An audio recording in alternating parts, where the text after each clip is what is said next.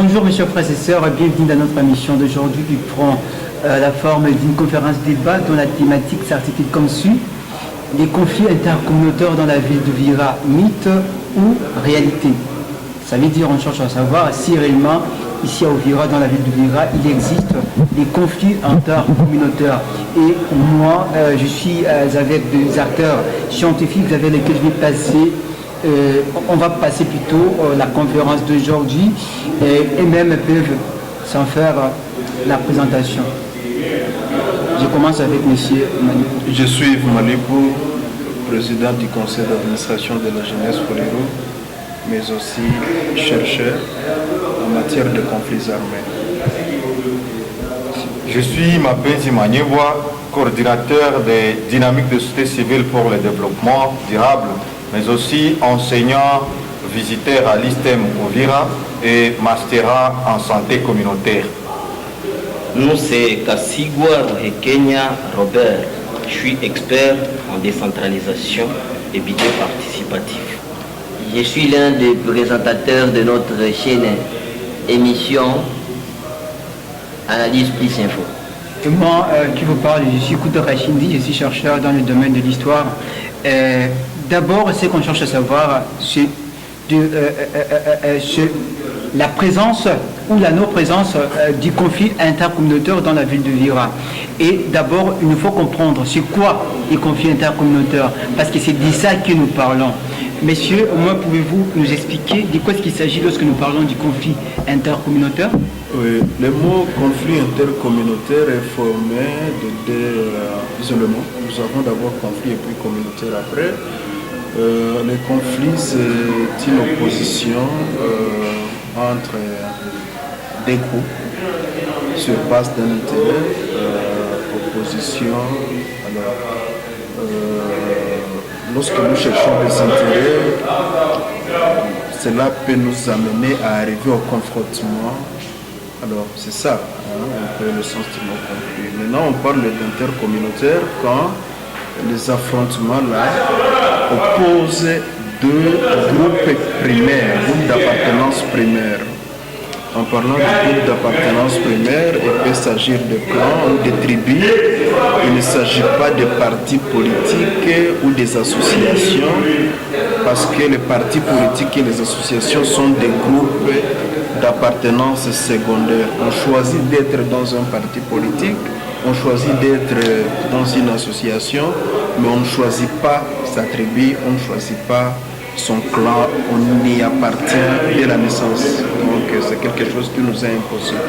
Alors, il y a eu des auteurs qui ont défini la communauté de plusieurs façons. La communauté réunit les gens qui sont ensemble en fonction des similitudes culturelles. C'est ça la communauté. Nous parlons la même langue, nous sommes une communauté. Ferdinand Tony, sociologue allemand, c'est la définition qu'il avait donnée. Chez Émile Durkheim, par exemple, la communauté est caractérisée par la solidarité mécanique. Donc les gens sont ensemble parce qu'ils se ressemblent, parce qu'ils parlent la même langue, parce qu'ils ont la même culture. Et maintenant, des groupes qui n'ont pas les mêmes valeurs culturelles peuvent arriver à s'affronter dans la recherche des intérêts. Et cet affrontement-là, c'est ce qu'on peut maintenant appeler conflit intercommunautaire. Merci beaucoup pour ces définitions. Je ne sais pas si, messieurs Mapenzi, vous avez quelque chose à augmenter là-dessus. En fait, il n'y a pas beaucoup à ajouter par rapport à ce que les collègues Yves Malipou viennent de dire, parce qu'en termes simples, le conflit, c'est vrai, ça a été défini par plusieurs auteurs, mais néanmoins, on doit comprendre que le conflit, c'est une contradiction. L'opposition entre des individus, l'opposition entre les groupes de même entité. Là on parle de conflits intracommunautaires. Ça peut s'opposer aussi entre les groupes de différentes connotations, soit connotation tribale, connotation religieuse, connotation professionnelle, connotation soit universitaire, parce que les étudiants d'université, on parle aussi d'une communauté. Alors les deux entités n'ont pas les mêmes intérêts. Lorsqu'ils s'opposent, on parle de conflits intercommunautaires. Mais pour les cas les plus saillants que nous voyons souvent ici, dans la province du Sud Kivu et à Uvira en particulier, souvent, on a tendance, lorsqu'on parle des conflits intercommunautaires, on voit beaucoup plus de conflits dans le sens ethnique et dans le sens tribal. Merci beaucoup pour cette définition. Messieurs, avez-vous quelque chose à y ajouter? Merci beaucoup. Le concept est conflit, parce que la thématique parle de conflit intercommunautaire. Effectivement. Mythe ou une réalité. En fait, nous allons devoir situer d'abord cette thématique par rapport à Uvira comme l'épicentre de notre réflexion. Un conflit, comme le concept de départ, signifie la juxtaposition ou absence de juxtaposition d'intérêts entre des individus ou groupes d'individus. En deuxième lieu, ces conflits peut être également définis comme le régime des uns contre les autres. Alors, intercommunautaire signifie qu'il y a existence d'abord de la race humaine. Il faudra qu'il y ait présence des humains, et ces humains ont des intérêts divergents et que ces intérêts peuvent arriver à une confrontation, soit idéologique ou d'intérêt. Merci beaucoup pour toutes les définitions qui nous ont été données par nos chercheurs, par nos acteurs scientifiques avec lesquels nous passons cette conférence. Alors, nous allons directement entrer dans les vifs du débat. Et ce que nous cherchons d'abord à savoir, est-ce qu'en vérité, il existe un conflit intercommunautaire dans la ville de Uvira? D'après les définitions qui nous sont données par nos acteurs, sur base de ces là on va leur demander de nous démontrer si réellement ou pas ces conflits existent ici dans la ville de Uvira. Je vais commencer avec messieurs Malipou Yves. Je vais donner la parole en durée de 5 minutes. Dans 5 minutes, vous expliquer dans quelle mesure ou dans quelles circonstances il existe les conflits intercommunautaires à Uvira, ou bien si ce n'est pas le cas, vous en montrez le contraire. Merci beaucoup. Depuis la semaine passée, j'ai soutenu l'idée selon laquelle il n'existe pas de conflits intercommunautaires dans la ville d'Uvira. Il n'existe pas et il n'a jamais existé dans la ville d'Uvira des luttes, des combats tendant à opposer les gens en fonction de leur groupe d'appartenance primaire. Je n'ai jamais vu une seule fois les Bafuliro s'attaquer aux Bavira ou les Bashi s'attaquer aux Babembe de façon collective. Je n'ai jamais vu ça ici dans la ville de Uvira. Ce qui est vrai, c'est un concept souvent utilisé, mobilisé par différents acteurs. Et ces acteurs-là sont de deux sortes. Les premiers acteurs qui veulent nous imposer l'existence des conflits intercommunautaires, ce sont des ONG, des acteurs de la société civile. Ce sont des gens qui dramatisent la situation. Ce sont des gens qui généralisent arbitrairement des situations qui opposent les individus. Il suffit qu'un jeune Fouirou s'oppose à un jeune Mubembe, automatiquement, ce vendeur de cadavres, il saute sur l'occasion, il commence à dramatiser en montrant qu'il y a conflit intercommunautaire dans la ville d'Uvira. Vous savez très bien qu'il existe des financements de projets de cohésion sociale. Pour arriver à décrocher ces financements-là, il faut dramatiser, il faut montrer qu'il y a péril en demeure. Il faut montrer que si on ne fait rien, les gens risquent de s'entretuer. Ce sont ces gens-là qui créent les conflits intercommunautaires qui n'existent pas d'ailleurs.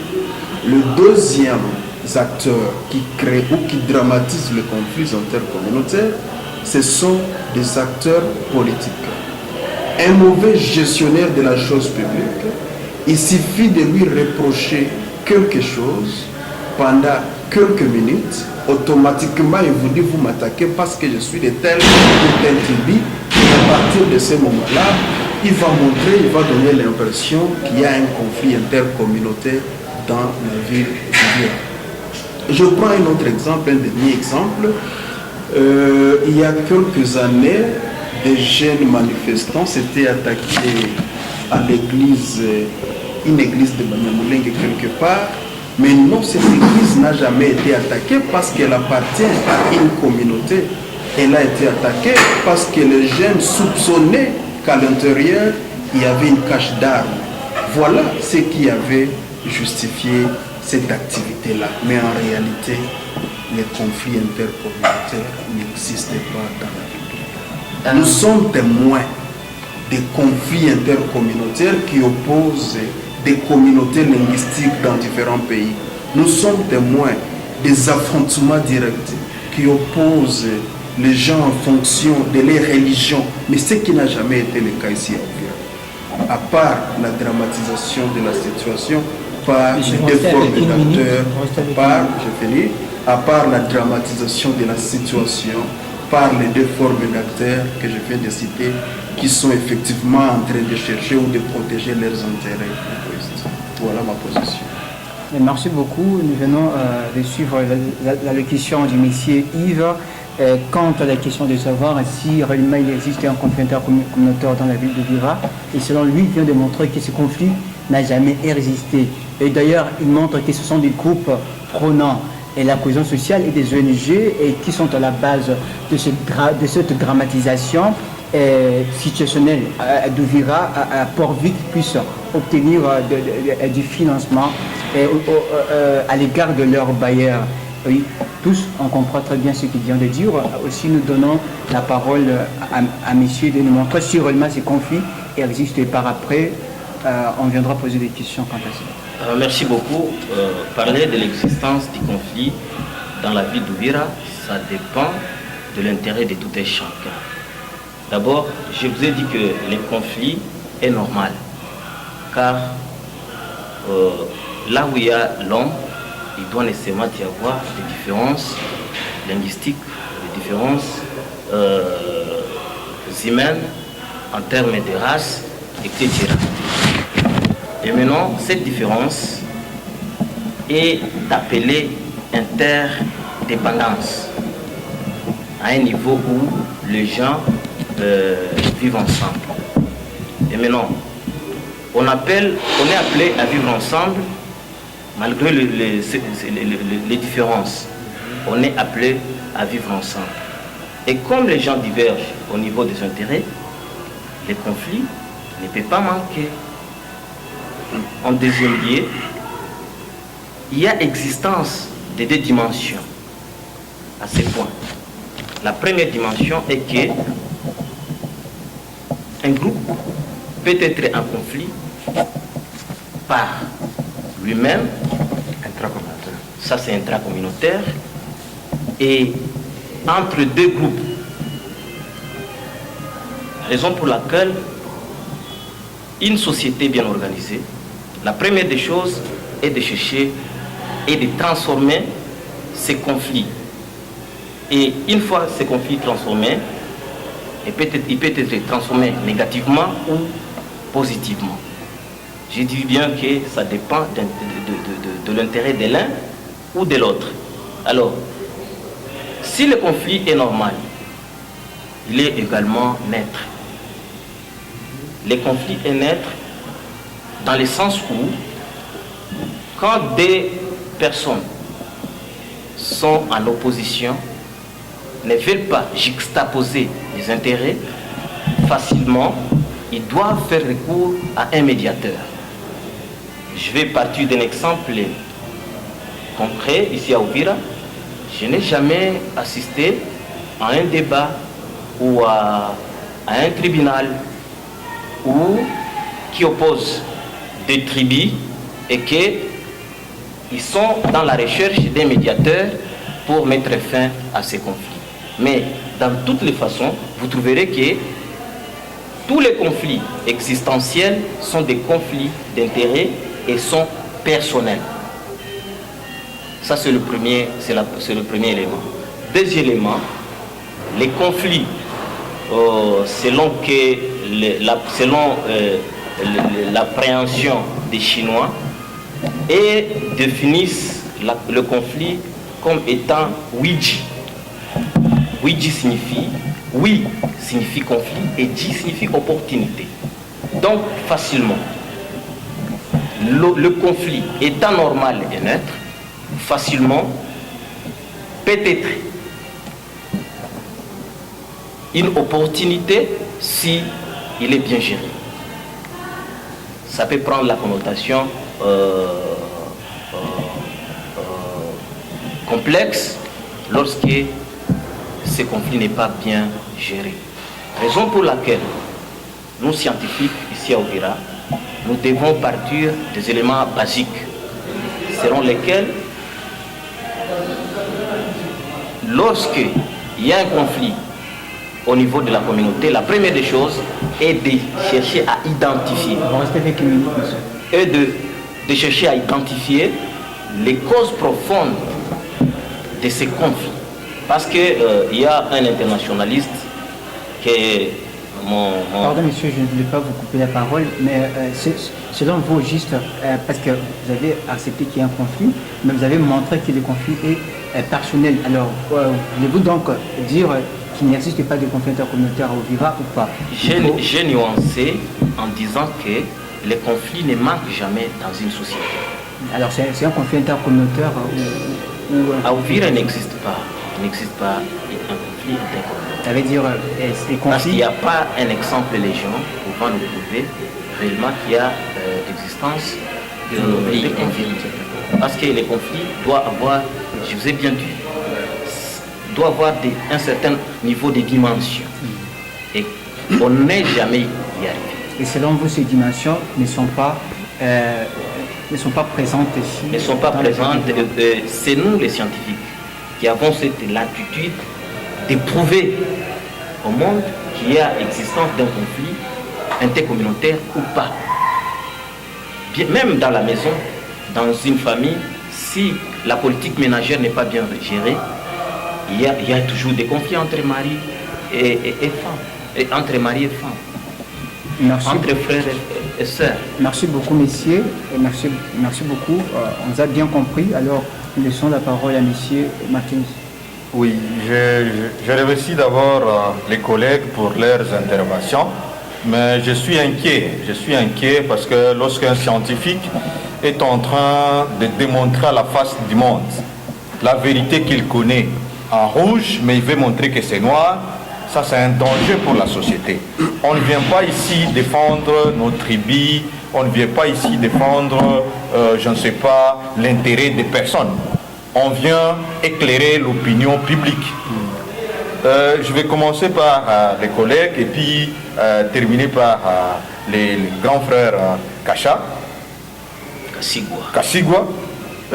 Grand frère Dr Yves Malipo, il a donné la définition en disant que le conflit c'est une contradiction.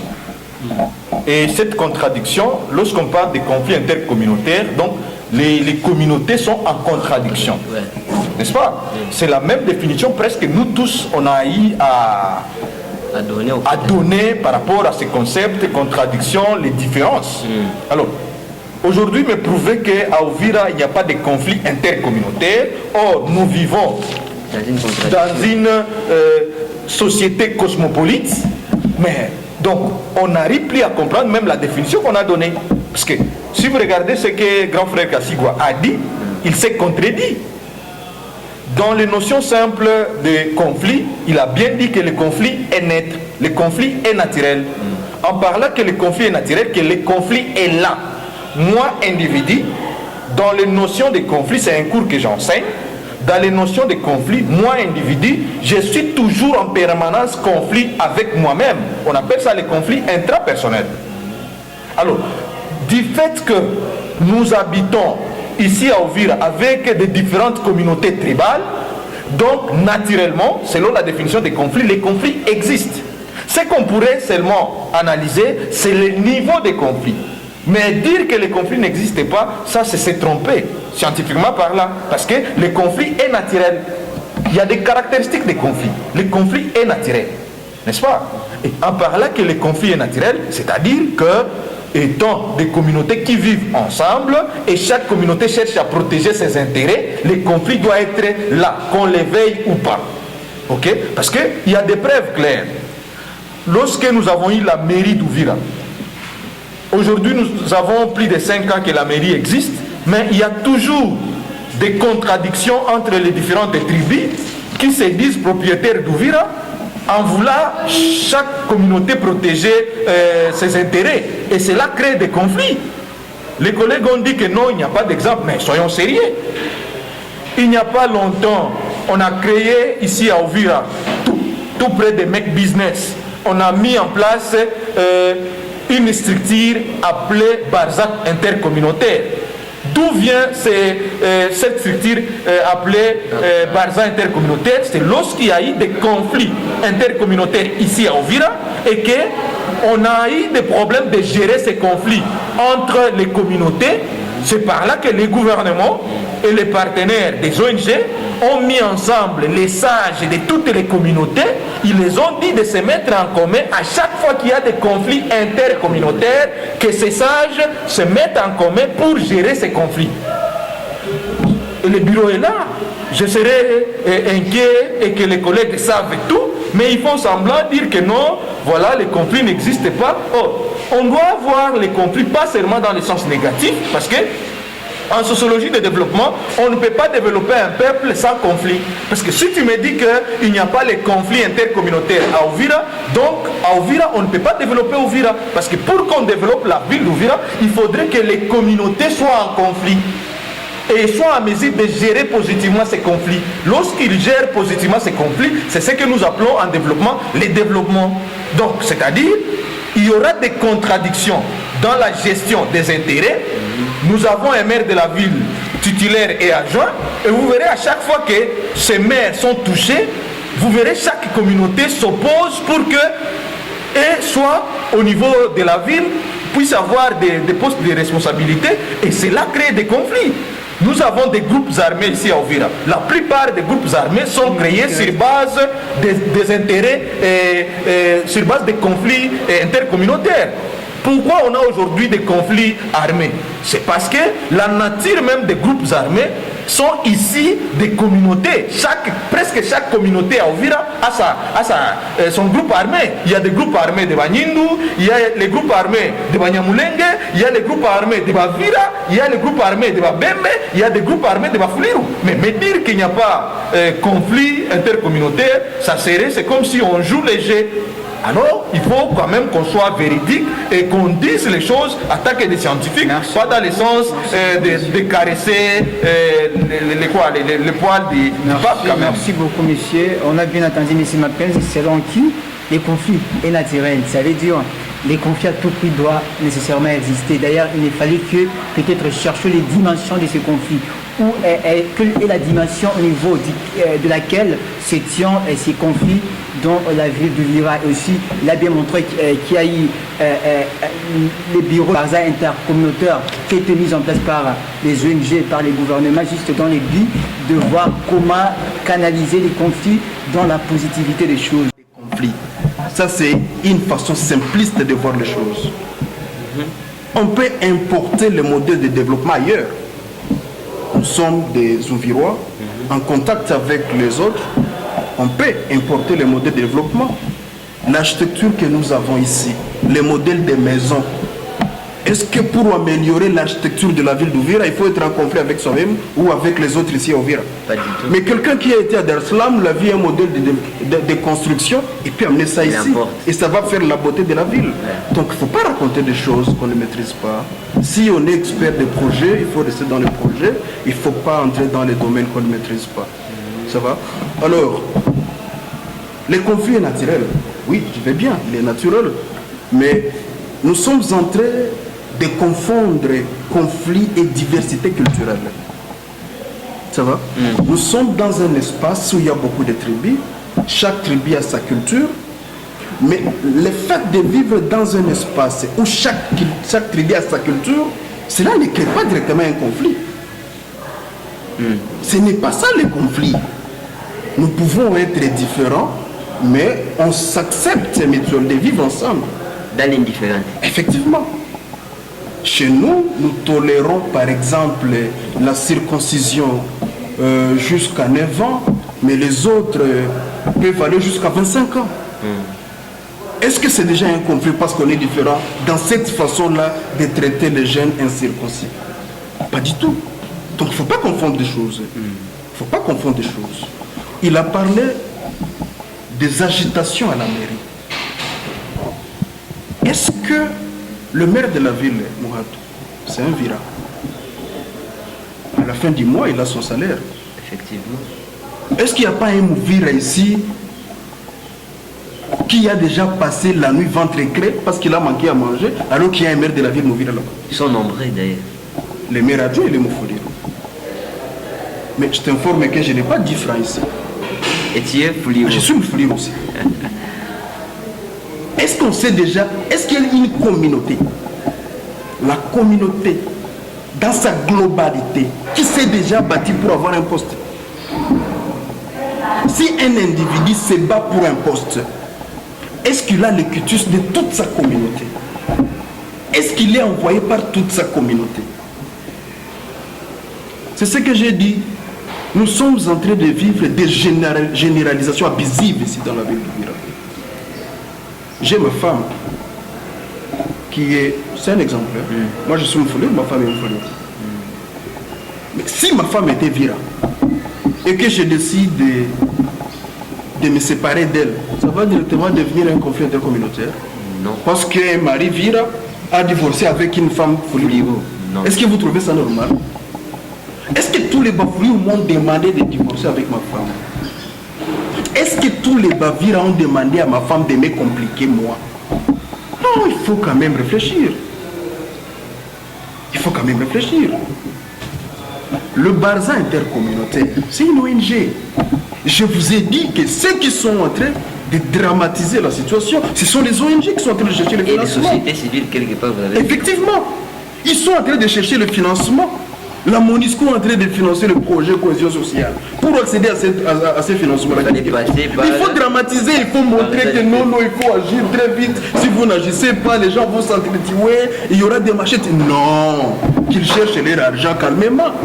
D'autres sont là parce que notre gouvernement organise régulièrement des dialogues intercommunautaires à l'issue desquels on donne quelque chose à chaque participant. Mais il y a des gens qui vivent que de l'argent des séminaires.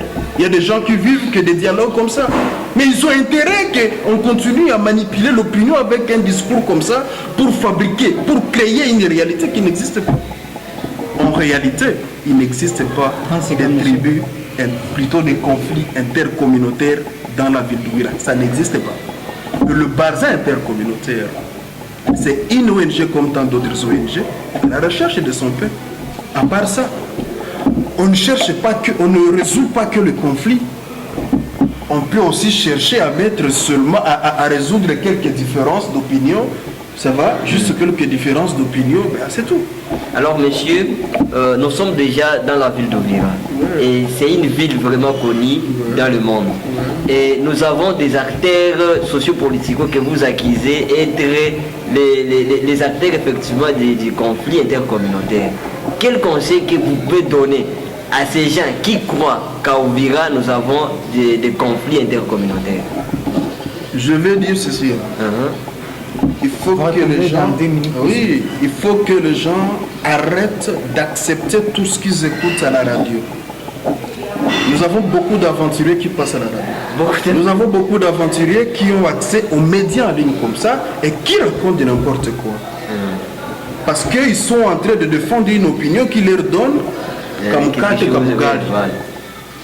au mépris des conséquences que cela peut créer à l'intérieur de la population.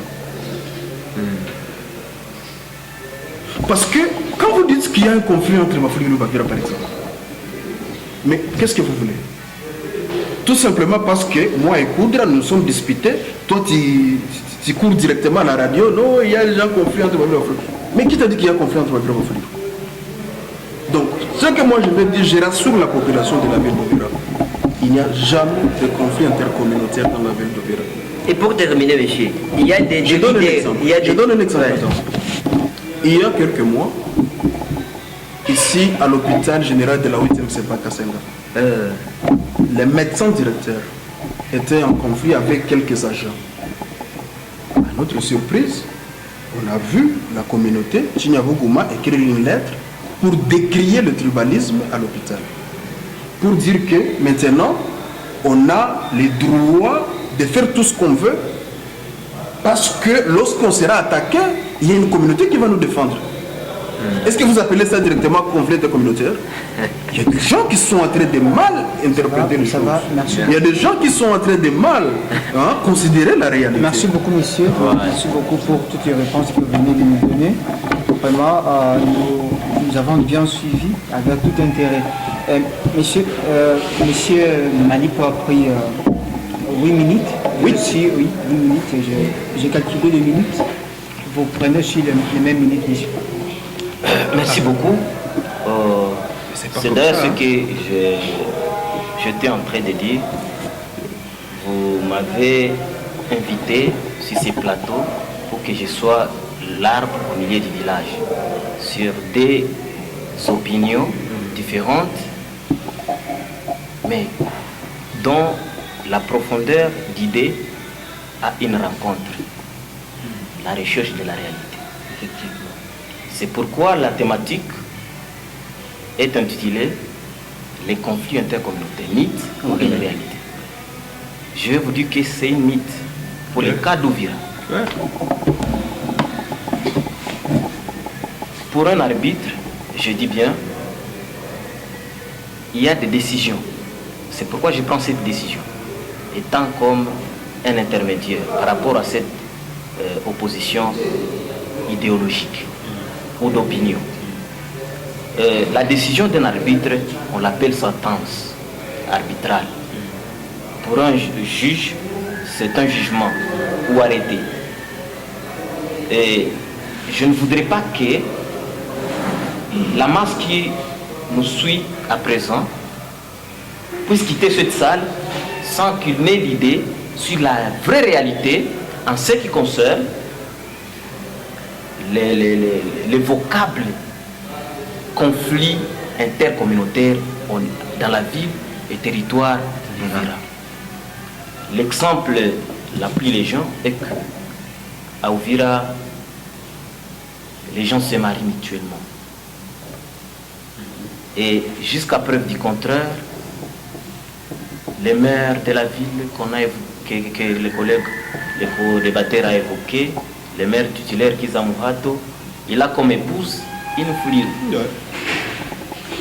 Moi qui vous parle ici, j'ai une épouse comme Fouliru, mais je ne suis pas identifié peut-être comme étant tel. Je peux être, c'est pas moi, quelqu'un de l'Ouest, mais cela ne va pas directement à une rencontre à m'opposer sur ce que je vois et je vis à Ouvira concernant les conflits. Les concepts de conflits, je dis bien qu'à Ouvira et partout ailleurs à travers le monde, les conflits existent. Ça, on n'a pas ignoré. Mais intercommunautaire, c'est une mythe. Le conflit n'est ni positif ni négatif dans son sens originel. J'ai bien dit que c'est la façon dont il est géré qui engendre la connotation soit positive ou négative. Raison pour laquelle j'ai toujours dit aux gens ici que au niveau d'Ouvira, il y a la société cosmopolite. Nous avons plus de 10 communautés. Et ils vivent ensemble, ils travaillent ensemble, ils ne sont pas opposés ni sur le plan social parce qu'ils se marient mutuellement. Ils ne sont pas opposés, généralement je dis bien, sur le plan économique parce qu'ils travaillent ensemble, ils font les commerces ensemble, Ils collaborent. ils cultivent ensemble, ainsi de suite. C'est peut-être au niveau politique. Et là, il y a une évidence, puisque nous sommes en démocratie. Et il faut, je l'ai toujours dit aux gens, il faut enlever en tête que lorsqu'on est dans la campagne, et que moi, Mouvira, je décide, par exemple, moi, Mfliru, moi, Monindu, mon Kassai et consorts, je décide de battre campagne contre la personne avec qui nous partageons la même tribu, que facilement, je suis... les gens disent que il a été acheté. Wali Mouza, Anataka Uzisha tribu. Ça, c'est un élément qu'il faut capitaliser. Deuxièmement, je peux être Mfliru et que je bats la campagne pour un autre Mfliru. On est libre. On est libre, on est dans la démocratie. Et toute opinion est légalement autorisée. Je peux battre campagne pour qui que ce soit, mais que cela ne puisse pas avoir des répercussions sur mon identité culturelle. Et c'est ce qui pose problème à Uvira. Donc, une fois sur la scène politique, quelqu'un est maire de la ville, moi, en ma qualité d'expert en décentralisation, je sais qu'il a dans les limites de ses compétences. Et maintenant, nous avons le temps de l'évaluer au travers un certain nombre d'outils programmatiques. Si quelqu'un veut, par exemple, veut savoir la gestion de la mairie, il ne peut pas s'agiter dans la rue en train de suivre les opinions de la rue, les opinions des communs des mortels, et qui pensait que ce qu'il est en train de dire est vrai sur les gestionnaires d'une entité décentralisée. Même pour la démolition d'un bâtiment public, le maire de la ville doit demander la permission à son autorité de tutelle, les gouverneurs. Ainsi de suite. Et puis, dans une entité décentralisée, on évalue la bonne ou mauvaise gestion d'une autorité qu'à travers sur le résultat. Le résultat, c'est quand? C'est à la fin de l'année. Donc chaque année a un programme. Et tout ce qu'on veut analyser sur la gestion doivent se retrouver dans un document qu'on appelle plan local de développement, PEDEL. Ainsi, chaque année, il y a, j'ai encore du temps, et chaque année, il y a ce que nous appelons le plan, les plans annuels d'investissement. Tout ce qui est en dehors du plan annuel d'investissement ne peut pas être intégré, au cours de l'année. Il faudra que cela soit décidé au niveau de la priorisation des besoins par la population et à travers les représentants sont les sociétés civiles et consorts. Mais non, ce que je suis en train,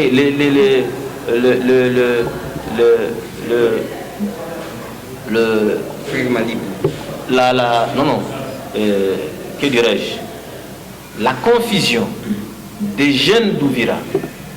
Les Bavira, lorsque quelqu'un veut critiquer la gestion et il s'appuie sur les documents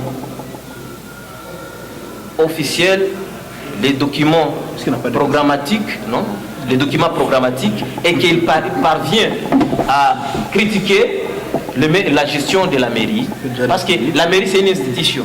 Et quand l'on critique le maire de la ville, on n'est pas en train de critiquer un Mouvira ou un Mfliru comme le maire adjoint. Mais on est en train de critiquer une institution. Et pour chuter, monsieur le journaliste, pour chuter, le conflit au niveau d'Uvira, nous les scientifiques, nous ne sommes pas arrivés à donner la connotation du conflit intercommunautaire parce que la dimension n'est pas encore arrivée. Et cette dimension doit être analysée lorsqu'il y aura un groupe de Bafouliou, toute une déclaration d'une communauté contre une autre. Une chose que je n'ai jamais entendue. Merci. Même Bitakwira qui est leader de Bafouliou et Non, pas seulement leader de Bafouliou, leader de la ville et territoire d'Uvira. Je dis bien, je l'identifie d'abord par rapport à son identité culturelle. Et puis, il a été élu étant notre député national, bien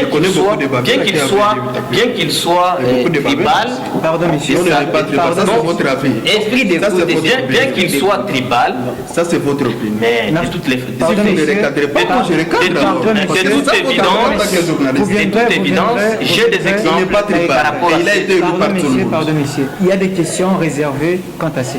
effectivement, même Bitakwira, les opinions qu'il émette ne l'engagent que lui.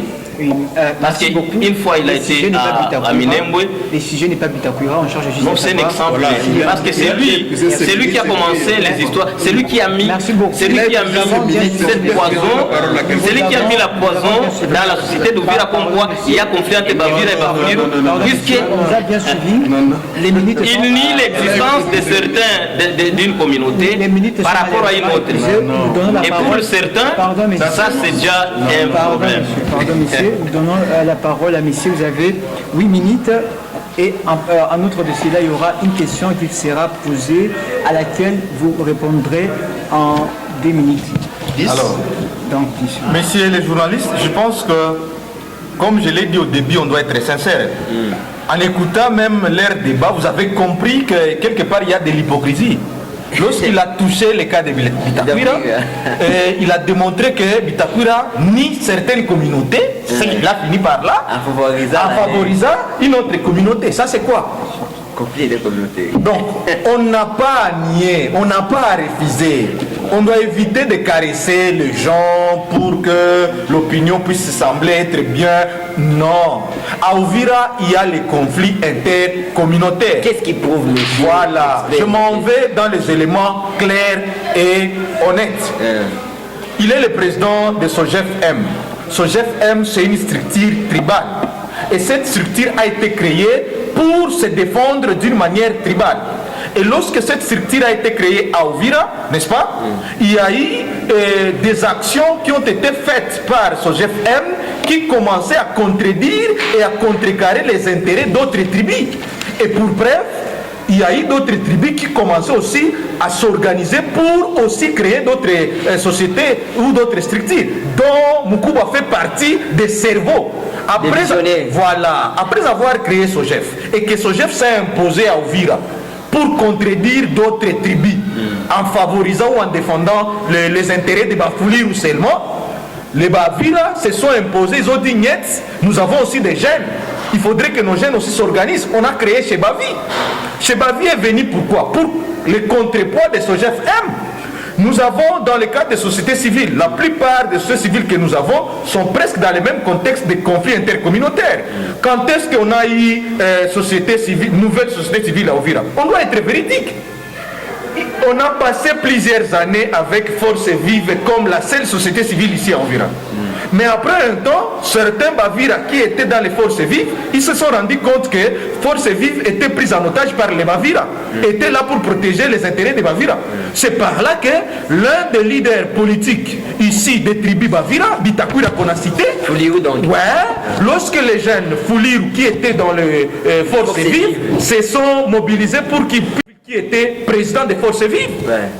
Mais lorsqu'il y a eu des contentieux, il y a eu des conflits entre les jeunes Fouliru qui étaient dans la société civile Force Vive et que les Bavira se sont imposés qu'ils ne peuvent pas accepter qu'un Fouliru soit coordinateur ou président des Forces Vives, c'est par là qu'ils ont contacté leur leader Fouliru. Et en contactant leur leader Fouliru, il y a eu Bitakwira qui s'est dit « Je suis prêt à vous soutenir pour que les jeunes Fouliru puissent avoir aussi une société civile. » Attends, c'est une réalité, c'est une histoire. Vous nous avez dit de prouver, n'est-ce pas? Oui. C'est dans ce sens que Bitakwira, l'honorable député, va aller à Kinshasa et dialoguer avec Tchombela qui est le président et visionnaire des nouvelles sociétés civiles, il va convaincre Tchombela, on va amener la nouvelle société civile ici à Uvira et donner aux jeunes Fuliru qui ont quitté la force vive. Il faut demander l'histoire. Je m'en vais sur les conseils des jeunes. Il n'y a pas longtemps, on a eu des élections ici des conseils des jeunes d'Uvira. Mais nous avons eu des messages qui ont circulé dans le groupe de Chebavi. Chebavi, c'est un groupe de jeunes Bavira qui a été créé pour faire les contrepoids des SOGEF-M.